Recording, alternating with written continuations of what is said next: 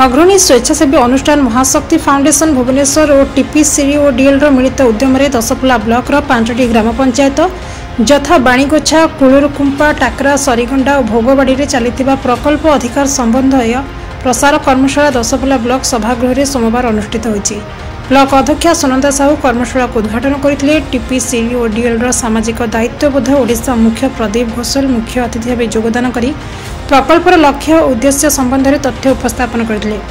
TPCODL Nayagarh मुख्य जंत्री Santosh Kumar Mahapatra, दशपल्ला SDO तन्मय कुमार पृष्टि, BPM प्रभाती दास, महाशक्ति foundation senior manager Mohan Baliyar Singh प्रमुख जोग देते। एमबीके अंगनवाड़ी कर्मी, आशाकर्मी, बहु ग्रामीण महिला हिताधिकारी उपस्थित थे। प्रकल्प अधिकार दशपल्ला पक्षर प्रभात कुमार साहू संयोजना करते और टीपीसीओडीएल नयागढ़ जिला अधिकारी कलिंग चांद धन्यवाद अर्पण करते।